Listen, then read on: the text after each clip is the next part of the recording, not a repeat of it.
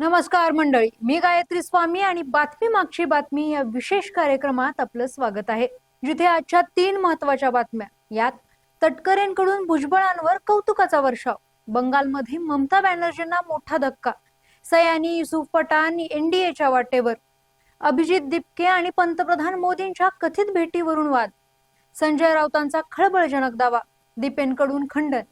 या बातम्यांच्या मागचं राजकारण, समाजकारण आणि अर्थकारणाचा लेखाजोगा यात मांडलाय. यामुळे आता वरवरची बातमी नाही, तर बातमी मागची बातमी जाणून घ्या.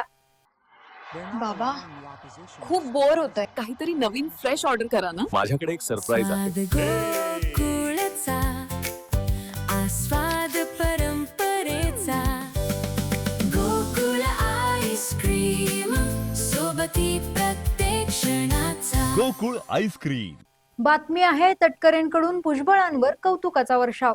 राष्ट्रवादी काँग्रेस पक्षाच्या 27व्या वर्धापन दिनानिमित्त मुंबईतील षण्मुख सभागृहात आयोजित सोहळ्यात प्रदेशाध्यक्ष आणि खासदार सुनील तटकरे यांनी आपल्या भाषणातून पक्षाच्या 27 वर्षांच्या प्रवासावर भाष्य केले.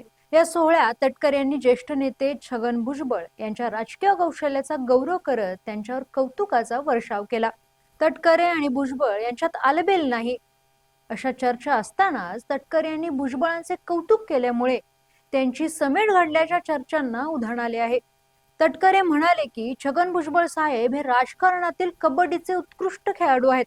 एक उत्तम कोपरा रक्षक आणि मध्यरक्षक म्हणून त्यांची ख्याती असून खोलवर चढाई कशी करायची हे भुजबळांशिवाय कोणालाच ठाऊक नाही. ते कधी बोनस गुण घेऊन येतील तर कधी एकाच वेळी समोरच्यांच्या 7ही जण बाद करून येतील अशा शब्दात तटकरेंनी भुजबळांच्या अष्टपैलू राजकारणाची स्तुती केली. हा 80 वर्षाचा तरुण खेळाडू आता सुनेत्रा वहिनींचे हात बळकट करण्यासाठी मैदानात उतरले असल्याचे त्यांनी सांगितले.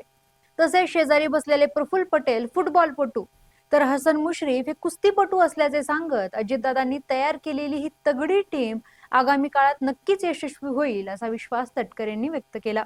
बातमी आहे अभिजित दिपके आणि पंतप्रधान मोदींच्या कथित भेटीवरून वाद, संजय राऊतांचा खळबळजनक दावा, दिपकेंकडून खंडन. कोकरोच जनता पार्टीचे संस्थापक अभिजित दिपके आणि पंतप्रधान नरेंद्र मोदी यांच्या अमेरिकेतील कथित भेटीवरून महाराष्ट्राच्या राजकारणात मोठी खळबळ उडाली आहे. शिवसेना ठाकरे गटाचे नेते खासदार संजय राऊत यांनी या भेटीबाबत खळबळजनक दावा केला आहे. आम्ही तरुणांच्या पाठीशी आहोत आणि त्यांच्या प्रश्नांना पाठिंबा देतो, परंतु जर कोणी या डिजिटल माध्यमातून थेट सरकारला सहकार्य करत असेल तर त्यांच्यावर विशेष लक्ष ठेवावे लागेल असे म्हणत राऊतांनी संशय व्यक्त केला. संजय राऊत यांच्या दाव्यानंतर अभिजित दिपके यांनी आपली बाजू स्पष्ट केली. मी अद्याप तो कथित फोटो पाहिलेला नाही, पण मी पंतप्रधान मोदींना कधीही भेटलेलो नाही. तो फोटो पूर्णपणे AI जनरेटेड किंवा बनावट असण्याची शक्यता आहे असे सांगत दिपकेंनी या भेटीचे वृत्त फेटाळून लावले. दरम्यान या वादाच्या पार्श्वभूमीवर आज पुणे येथील सावित्रीबाई फुले पुणे विद्यापीठात कोकरोच जनता पार्टीचे अभिजित दिपके यांच्या नेतृत्वाखाली विविध मागण्यांसाठी विद्यार्थ्यांचे आंदोलन पार पडत आहे. बातमी आहे बंगालमध्ये ममता बॅनर्जींना मोठा धक्का, सयानी युसुफ पठाण एनडीएच्या वाटेवर. पश्चिम बंगालच्या राजकारणात तृणमूल काँग्रेसला आतापर्यंतचा सर्वात मोठा सुरुंग लागला असून मुख्यमंत्री ममता बॅनर्जी यांच्या राजकीय अस्तित्वालाच धोका निर्माण झाला आहे. टीएमसीच्या 28 पैकी 20 खासदारांनी आणि 80 पैकी 58 आमदारांनी थेट बंडखोरी करत भाजप प्रणित एनडीएला पाठिंबा दर्शवला आहे. या बंडखोर खासदारांनी लोकसभा अध्यक्षांना तसे पत्रही लिहिल्याने खळबळ उडाली आहे.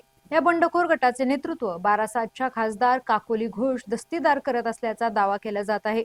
विशेष म्हणजे ममतांच्या अत्यंत विश्वासू आणि पक्षाच्या हुकमी राणी अशी ओळख असणाऱ्या नेत्या सयानी घोष, माजी क्रिकेटपटू युसुफ पठाण आणि ज्येष्ठ अभिनेते शत्रुघ्न सिन्हा हे सेलिब्रिटी खासदारही ममतांची साथ सोडून बंडखोरांच्या छावणीत सामील झाले आहेत.